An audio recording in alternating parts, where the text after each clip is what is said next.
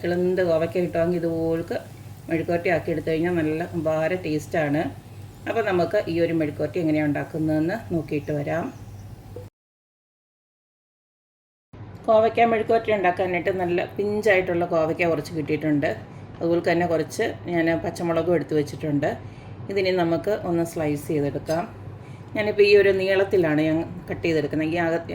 ഈ ഭാഗം രണ്ടും കട്ട് ചെയ്തിട്ട് ഇങ്ങനെ നടുക്കോടൊന്ന് ഇതാക്കിയിട്ട്, ഇത്ര പിഞ്ചൊന്നും അല്ല കേട്ടോ, കണ്ടിട്ട് പിഞ്ച് പോലെ ഇരുന്നെങ്കിലും കുറച്ച് പഴുത്തിട്ടുണ്ട്. ഈ പഴുത്തതിനൊരു പുളിപ്പായിരിക്കും, അതാണ് പ്രശ്നം. എന്നാലും അരിഞ്ഞിടാം. യഥാർത്ഥത്തിൽ ഇതാണ്ട് ഇതുപോൽക്കുള്ളത് കിട്ടണം കേട്ടോ, പച്ച നോക്കി കിട്ടണം, എങ്കിലേ രുചിയുള്ളൂ. പക്ഷെ നമുക്ക് എടുക്കുന്നുണ്ടെങ്കിൽ പറയാൻ പറ്റത്തില്ലല്ലോ, ഇപ്പം ഏതാ പച്ച ഏതാ പഴുത്തതൊന്നും പറയാൻ പറ്റത്തില്ല. പിന്നെ ഏകദേശം ഒരു ഊഹം നോക്കി എടുക്കാവുന്നേ ഉള്ളൂ. അത് ഞാൻ ഇതെല്ലാം ഒന്ന് അരിഞ്ഞെടുത്തിട്ട് വരട്ടെ. ഇപ്പോൾ ഞാൻ കോവയ്ക്കെല്ലാം ഇതേപോലെ അരിഞ്ഞു വെച്ചിട്ടുണ്ട്. വലുതായിട്ട് വലിയ കുഴപ്പമൊന്നുമില്ല. ഏകദേശം ഇതേലെ നിറം വെച്ചിട്ടുള്ള ഒരു 5-6 ഉണ്ടായിരുന്നു. പക്ഷേ അതുകൂടെ ഞാനങ്ങ് അരിഞ്ഞിട്ടിട്ടുണ്ട്.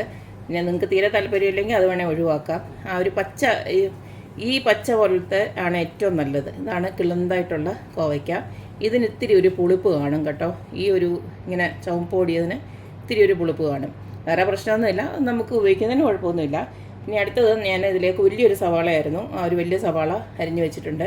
പിന്നെ ഞാനിതിലേക്ക് ഒരു 3-4 അല്ലി വെളുത്തുള്ളി ഇവിടെ ഇങ്ങനെ ചതച്ചിട്ടിട്ടുണ്ട്. എൻ്റെ കാര്യം എന്ന് പറഞ്ഞു കഴിഞ്ഞാൽ, എനിക്ക് ഈ ഒരു കോവയ്ക്ക കഴിക്കുമ്പോൾ ഗ്യാസ് കയറി പിടിക്കാറുണ്ട്. കാരണം എനിക്കറിയത്തില്ല എല്ലാവർക്കും ഇങ്ങനൊരു സംഭവം ഉണ്ടോയെന്ന് അറിയത്തില്ല. എനിക്ക് എന്തായാലും ഞാനത് കണ്ടുപിടിച്ച് വെച്ചിരിക്കുകയാണ്. കോവയ്ക്ക കഴിക്കുമ്പോൾ, അതുപോലെ തന്നെ കുക്കുംബറൊക്കെ അങ്ങനത്തെ ഒക്കെ കഴിക്കുമ്പോൾ എനിക്ക് ഗ്യാസ് കയറാറുണ്ട്. അതുകൊണ്ട് തന്നെ ഞാനിപ്പോൾ ഇനി ഇങ്ങനെയൊക്കെ ഉള്ളതിന് ഞാൻ ഇത്തിരി ഒരു വെളുത്തുള്ളിയൊക്കെ ഇട്ടിട്ട് ഇതുപോലെ കാക്കാൻ നോക്കുകയാണ്. നിങ്ങൾക്ക് ആർക്കെങ്കിലും അങ്ങനെ അനുഭവം ഉണ്ടെങ്കിൽ ഒന്ന് കമൻറ്റ് ചെയ്യണേ.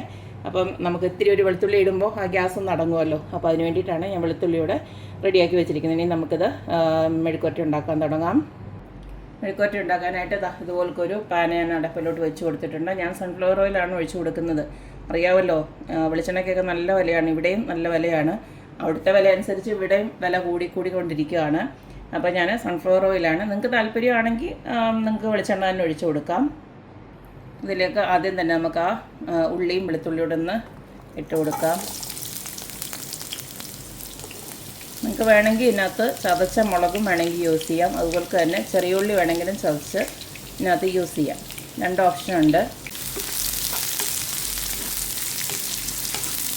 ഉള്ളി ചെറുതായിട്ട് ഇതുപോലൊക്കെ വാടി കഴിഞ്ഞതിന് ശേഷം നമുക്ക് കോവയ്ക്ക അവിടെ ഇട്ട് കൊടുക്കാം. ഈ കോവയ്ക്ക അതിൻ്റെ കൂടെ വേഗത്തിൽ വെന്ത് കിട്ടാൻ വേണ്ടിയിട്ടാണ് ഇത്രയും ചെറുതായിട്ട് ഞാൻ അരിഞ്ഞത്. പിന്നെ റൗണ്ടിൽ വേണമെങ്കിൽ നമുക്ക് അരിഞ്ഞെടുക്കാം.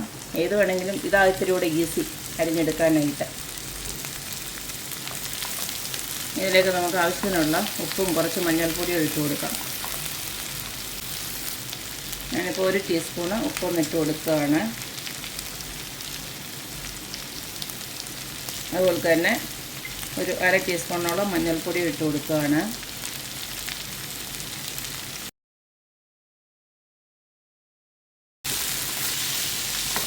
ഇനി വെള്ളമൊന്നും ഒഴിച്ച് കൊടുക്കുകയൊന്നും വേണ്ട.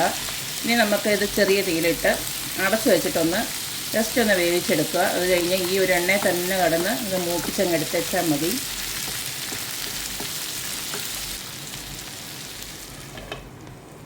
ഇടയ്ക്കിടയ്ക്കൊന്ന് ഇളക്കി കൊടുത്തേച്ചാൽ മതി. കോവയ്ക്കൊക്കെ ഇതുപോൾക്ക് വെന്ത് വന്നിട്ടുണ്ട്. അടച്ച് വെച്ചൊരു 10 മിനിറ്റായി.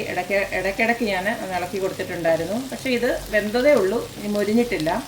ഇനിയും നമുക്ക് തുറന്ന് വെച്ചങ്ങ് വേവിച്ചാൽ മതി. അപ്പം എന്തായാലും ഇതിലേക്ക് ഞാൻ കുറച്ച് നമ്മുടെ മുളക് പൊടി ഉണ്ടല്ലോ, കാശ്മീരി ചില്ലി ഇത്തിരി ഒന്ന് ഇട്ട് കൊടുക്കുകയാണ്. ഇതിനകത്ത് വലിയ എരിവൊന്നുമില്ല, അതുകൊണ്ടാണ് ഞാൻ കുറച്ചൊന്ന് ഇട്ട് കൊടുക്കുന്നത്. ഒരു 1/2 ടീസ്പൂൺ ഇട്ട് കൊടുക്കുന്നുണ്ട്. എരിവ് തീരെ താല്പര്യമില്ലാത്തവർക്ക് ഇതങ്ങ് ഒഴിവാക്കാം. ഇനിയും ചെറുകെ കിടന്ന് ഇതൊന്ന് മുരിഞ്ഞ് വരട്ടെ.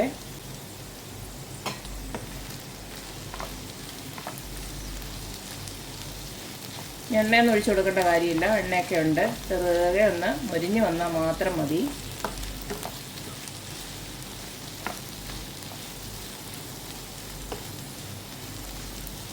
ഒരുപാട് തീ കൂട്ടിയിട്ടരുത്, കാരണം തീ കൂട്ടിയിട്ട് കഴിഞ്ഞാൽ അങ്ങ് കരിഞ്ഞു പോകത്തേ ഉള്ളൂ, മൊരിയത്തില്ല.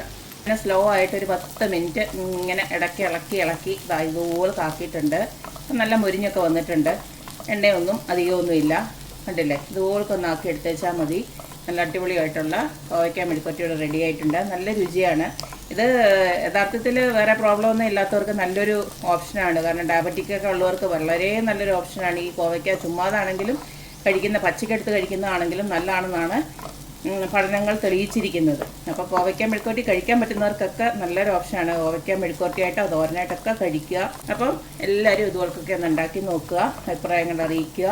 അപ്പോൾ എപ്പോഴും പറയുന്ന പോലെ തന്നെ റെസിപ്പീസ് ഇഷ്ടമുള്ള എല്ലാവരും please like, share and subscribe. അപ്പോൾ ഇനി ഒരു അടിപൊളി വീഡിയോ ആയിട്ട് വരുന്നവരേക്കും ബൈ.